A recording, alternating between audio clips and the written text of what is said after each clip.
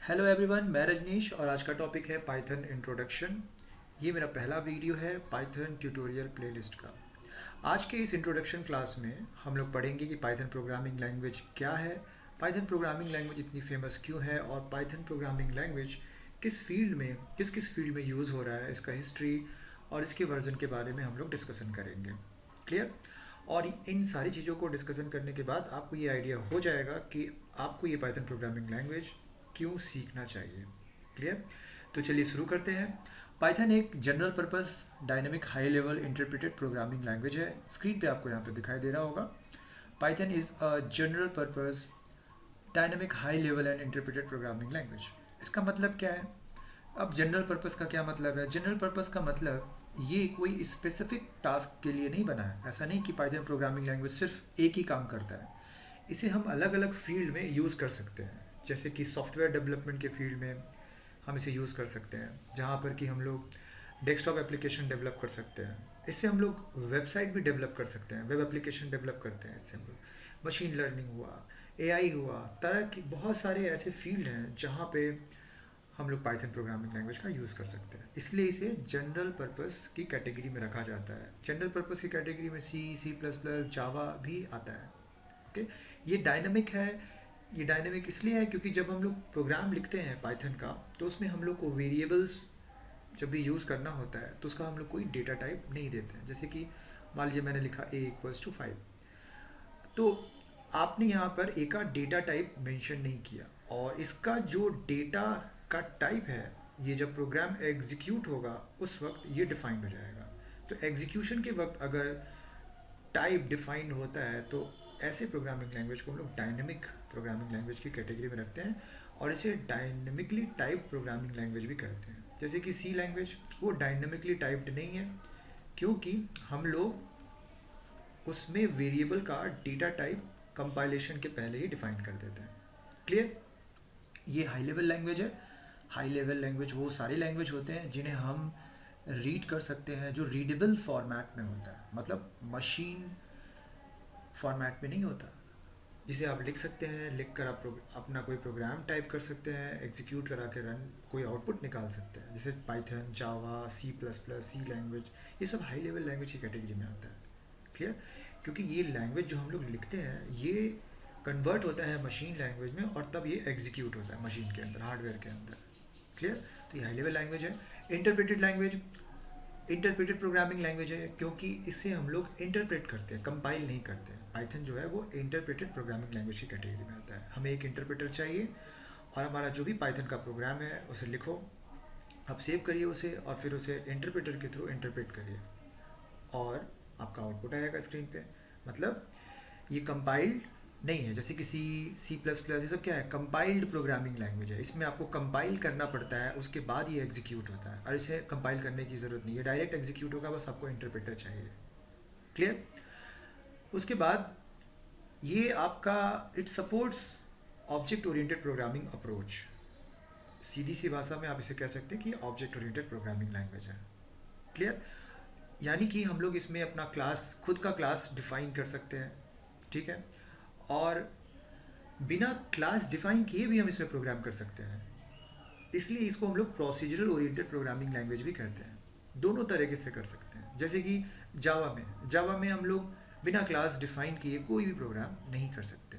Clear? अब है इसका एक और पॉइंट कि ये बहुत ही सिंपल और सिंपल प्रोग्रामिंग लैंग्वेज है, इसे हम आसानी से सीख सकते हैं, and it provides lots of high level data structures. मतलब ये प्रोग्रामिंग लैंग्वेज जब आप सीखेंगे तो आपको ये मिलेगा बहुत सारे इनबिल्ट डेटा स्ट्रक्चर्स हैं जो हमारे काफ़ी काम आते हैं, बहुत ही हेल्प प्रोवाइड करते हैं प्रोग्राम को करने में। क्लियर? उसके बाद अच्छा, ये सिंपल क्यों है इतना? इसका एक एग्जांपल मैं आपको दिखाता हूँ कि इतना सिंपल क्यों है। जैसे मान लीजिए आपको कोई मैसेज डिस्प्ले करना है स्क्रीन पे, आपको डिस्प्ले करना है हेलो पाइथन।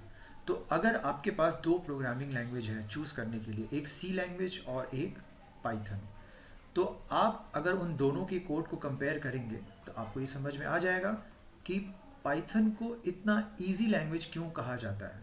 जैसे मैंने यहाँ पर अपना एक हेडर फाइल इंक्लूड किया, मेन फंक्शन मैंने लिखा यहाँ पे, और इसके अंदर मैंने प्रिंट एफ स्टेटमेंट का यूज़ करके अपना मैसेज डिस्प्ले किया, हेलो पाइथन। क्लियर? अब देखिए, मुझे एक छोटा सा मैसेज डिस्प्ले करना है स्क्रीन पे और मैंने इतनी सारी लाइंस के कोड लिख डाले। अगर आप इसे काउंट करें तो ये मेरा पहला लाइन है, ये दूसरा लाइन है और ये तीसरा लाइन। तो टोटल 3 लाइंस का कोड मैंने लिखा, तब जाकर मुझे मेरा आउटपुट मिला हेलो पाइथन। और दूसरी तरफ अगर मान लीजिए मुझे सेम मैसेज स्क्रीन पे डिस्प्ले करना है कंसोल आउटपुट स्क्रीन पे पाइथन प्रोग्रामिंग लैंग्वेज के हेल्प से, तो हमें सिर्फ एक लाइन लिखना है हेलो पाइथन, और उसके लिए मुझे यूज़ कौन सा मेथड करना है, प्रिंट मेथड। ठीक है, यहाँ पे सेमीकोलन नहीं देते हम लोग, पाइथन में हम लोग सेमीकोलन प्रोवाइड नहीं करते। और इसमें इंडेंटेशन के लिए हमें ब्रैकेट्स देने का ज़रूरत नहीं होता है। इस चीज़ का हमें इसमें थोड़ा ध्यान रखना पड़ता है, थोड़ी दिक्कतें आती हैं बिगनर्स को, क्योंकि इसका इंडेंटेशन वो सही से मेंटेन नहीं कर पाते हैं। क्लियर? तो ये देखिए, आप खुद सोचिए, अगर आपको ये लैंग्वेज और ये लैंग्वेज दोनों में कंपैरिजन करना हो तो आप खुद बोलिए कि आप किसे ज़्यादा इजी बोलेंगे। ये वाला, ये ज़्यादा इजी है। एक सिंपल सा मैंने एक सिंटैक्स लिख दिया, प्रिंट हेलो पाइथन, मेरा स्क्रीन पे आ गया। अब ये सी में मुझे हेडर फाइल इंक्लूड करना होगा, तो अब जो नया स्टूडेंट है, बिल्कुल नया स्टूडेंट है, उसे क्या लगेगा, उसे लगेगा ये हेडर फाइल क्या है और ये वॉइड मेन कहाँ से आ गया। चलिए एक बार के लिए प्रिंटर समझ में आता है, देख के लगता है कि ये प्रिंटिंग का काम कर रहा है। तो ये काफ़ी यूज़र फ्रेंडली है, बहुत ही यूज़र फ्रेंडली। इसे आराम से हम कोड को देख के, बेसिक लेवल के जो कोड्स होते हैं इसको देख के ईजिली समझा जा सकता है। ठीक है, इसीलिए इसे बहुत ही इजी लैंग्वेज की कैटेगरी में रखा जाता है कि इसे आसानी से सीखा जा सकता है। पाइथन्स का जो सिंटैक्स है, उसका जो dynamic typing with its interpreted nature make it an ideal language for scripting and rapid application development. Clear? तो ये सारे इन्फॉर्मेशन मैंने पाइथन प्रोग्रामिंग लैंग्वेज के बारे में दिया। अब हम लोग इस टॉपिक पे आएंगे कि पाइथन प्रोग्रामिंग लैंग्वेज इतना पॉपुलर क्यों है। Why is Python so popular?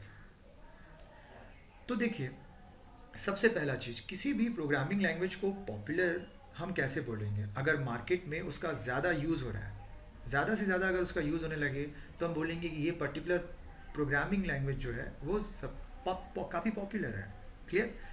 तो उसी तरीके से पाइथन का भी वही सेम सिनेरियो है। पाइथन ये मार्केट में बहुत ज़्यादा यूज़ में आ रहा है, जैसे कि most developers are using Python because of its simple syntax. Clear? काफ़ी फ्रेमवर्क्स इसमें है, बहुत सारी लाइब्रेरी का सपोर्ट मिलता है, लाखों लाइब्रेरीज़ हैं इसमें जिसमें हम लोग यूज़ करके अपना बहुत सारा काम कर सकते हैं।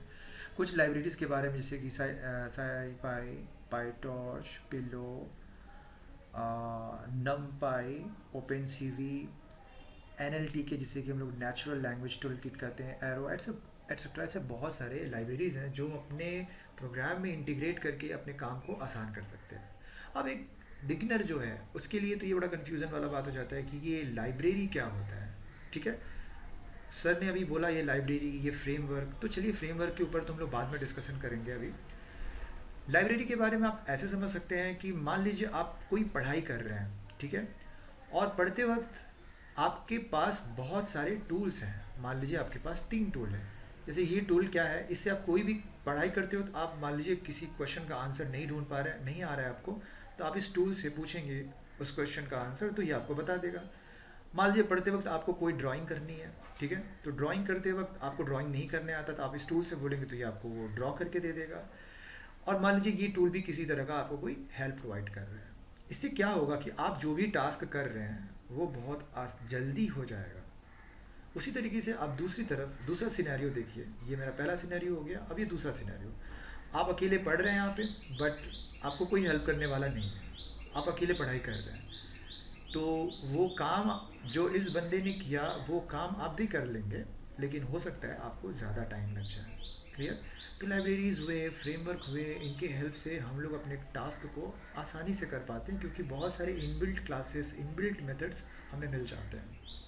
ठीक है, फ्रेमवर्क में देखिए, ये कुछ एग्जांपल्स मैंने फ्रेमवर्क का दिया। जैसे डिजेंगो, ये काफ़ी फेमस फ्रेमवर्क है, वेब फ्रेमवर्क, जिससे कि वेबसाइट डेवलपमेंट में इसका यूज़ किया जाता है।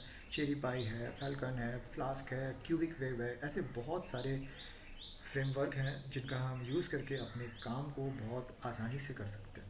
क्लियर? बहुत सारी कंपनीज़ हैं जैसे कि Google, Instagram, Spotify, Netflix, Uber, Dropbox, Reddit, ऐसे बहुत सारे बड़े बड़े कंपनीज़ हैं जो कि पाइथन प्रोग्रामिंग लैंग्वेज की सर्विसेज को यूज़ कर रहे हैं। वहाँ के जो डेवलपर्स हैं वो लोग पाइथन ज़्यादा प्रेफर कर रहे हैं क्योंकि इसकी सिंप्लिसिटी, इसका बहुत बड़ा लाइब्रेरी सपोर्ट सिस्टम, इसके बहुत सारे फ्रेमवर्क, जिसकी वजह से पाइथन प्रोग्रामिंग लैंग्वेज इतना पॉपुलर हुआ। बहुत लोग ऐसा भी बोलते हैं कि पाइथन प्रोग्रामिंग लैंग्वेज न्यू है इसलिए ये इतना फेमस हो गया, बट ऐसा नहीं है। पाइथन प्रोग्रामिंग लैंग्वेज आप अगर जावा से कंपेयर करें तो जावा 95 में लॉन्च हुआ, बट ये आपका 89 में, उससे भी पुराना है, 89 से ही स्टार्ट हो गया इसका इम्प्लीमेंटेशन। ओके, और फर्स्ट जो वर्जन है मैं अभी आगे डिस्कस करूँगा। तो उस हिसाब से देखा जाए तो पाइथन जो है वो इसका उम्र जावा से ज़्यादा है। फिर भी लोग जैसे सोचते हैं कि पाइथन बहुत ही न्यू है इसलिए इतना फेमस हो गया। उसके फेमस होने की वजह ये कुछ बेसिक रीजंस हैं जो मैंने यहाँ पे मेंशन किए हैं। क्लियर? अब आते हैं कि पाइथन प्रोग्रामिंग लैंग्वेज का यूज़ करके हम लोग किस किस फील्ड में काम कर सकते हैं। जैसे कि मशीन लर्निंग है, ठीक है, एआई है, software development, web development, GUI application, data science, IoT, internet of things. ये तरह तरह की फील्ड है जहाँ पर पाइथन का यूज़ हो रहा है। क्लियर? एक मोबाइल एप्लीकेशन डेवलपमेंट है जहाँ पर कि पाइथन का यूज़ बहुत कम हो रहा है, लेकिन धीरे धीरे पाइथन में जितने अपग्रेडेशन आ रहे हैं, आने वाले समय में पाइथन वहाँ पर भी यूज़ होने लगेगा और बहुत तेज़ी से। तो ये है वो फील्ड जहाँ पे हम लोग पाइथन का यूज़ करते हैं। अब आइए पाइथन की हिस्ट्री देख लेते हैं। Python led its foundation in the late 1980s. The implementation of Python was started in December 1989 by Guido van Rossum. Guido van Rossum released Python in 1991. Okay, the name Python came from the British comedy group Monty Python. ये comedy group था, उसका नाम था Monty Python, उसी के नाम से इन्होंने ये नाम निकाला। क्लियर? इसका जो वर्जन है पाइथन का वो आपकी स्क्रीन पे यहाँ पे दिख रहा होगा। इसका सबसे फर्स्ट जो सीरीज़ था वो था 1.x, फिर 2.x, फिर 3.x। जो अभी मार्केट में चल रहा है वो 3.x है, और इस ट्यूटोरियल में हम लोग 3.x के बारे में ही पढ़ेंगे, उसी का यूज़ करेंगे, उसी इंटरप्रेटर का हम यूज़ करेंगे। पाइथन 1.x जो है उसका जो फर्स्ट रिलीज़ था उसका नाम था पाइथन 1.0। क्लियर? और वो 1994 में लॉन्च हुआ था। Python 2.0 release date was in 2000. The version is officially being discontinued from 1st January 2020. मतलब कि जनवरी 1 जनवरी के बाद से इसमें जो सपोर्ट मिलता था वो अब सपोर्ट नहीं मिलेगा। ठीक है, आप चाहें तो उस वर्ज़न को यूज़ कर सकते हैं, उससे अपना काम कर सकते हैं, क्योंकि बहुत सारे अभी भी लोग हैं जो उस वर्ज़न को यूज़ कर रहे हैं और अपना काम कर रहे हैं। ठीक है, ये जो 2.0 होता है, बहुत बार स्टूडेंट इस चीज़ को भी लेके कंफ्यूज हो जाते हैं कि ये 2.01 क्या है। तो ये वर्ज़न होता है, जैसे कि मान लीजिए आपका कोई मोबाइल लॉन्च हुआ, उसका वर्ज़न का नाम है 2.0, फिर नेक्स्ट ईयर उस मोबाइल में कुछ अपग्रेडेशन हुए तो जो वर्ज़न का नाम दे दिया 2.1। अब मान लीजिए उसके बाद कोई अपग्रेडेशन हुआ तो वो 2.2, इस तरह से अपग्रेडेशन होते रहते हैं। और एक टाइम ऐसा आएगा जब अपग्रेडेशन स्टॉप हो जाएगा और उस पर्टिकुलर सॉफ्टवेयर के लिए कोई सपोर्ट नहीं रहेगा, उसके साथ कोई अपग्रेडेशन नहीं किया जाएगा, तो उसे बोल दिया जाता है कि ये ऑफिशियली अब डिसकंटिन्यूड हो गया है, इसके साथ कोई सपोर्ट अब नहीं है। फिर है आपका पाइथन 3.x। पाइथन 3.x का जो सबसे लेटेस्ट सीरीज़ है वो है आपका 3.8। ओके, 2.x में 2.7 जो था वो आपका सबसे लास्ट वर्जन था। उसके बाद से उसके बहुत सारे फीचर्स निकले, फिर वो स्टॉप हो गया 2020 जनवरी 1 जनवरी में।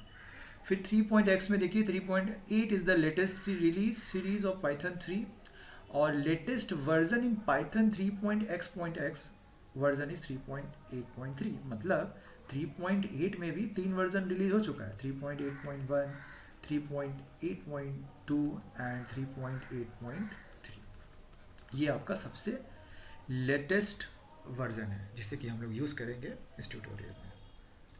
क्लियर? तो ये था सारा इंट्रोडक्शन आपका पाइथन के ऊपर, पाइथन प्रोग्रामिंग लैंग्वेज के बारे में, पाइथन क्यों इतना पॉपुलर है, क्या क्या हम इससे कर सकते हैं, इसकी हिस्ट्री और इसका वर्जन के बारे में। जो नेक्स्ट वीडियो है उस वीडियो में हम लोग ये जानेंगे कि हम लोग कैसे पाइथन को इंस्टॉल करेंगे और कैसे हम किसी IDE का यूज़ करके, जैसे कि पाइचार्म हुआ, उसे कैसे इंस्टॉल करेंगे और उसमें कैसे प्रोग्राम को रन कराएंगे। तो आज के इस वीडियो में इतना ही। अगर आपको मेरा ये वीडियो पसंद आया हो तो आप मेरे चैनल को सब्सक्राइब करिए, वीडियो को लाइक करिए। अगर कोई भी आपको इस वीडियो से रिलेटेड कोई क्वेरी है तो आप हमको मैसेज कर सकते हैं। आज के इस वीडियो में इतना ही। Thank you.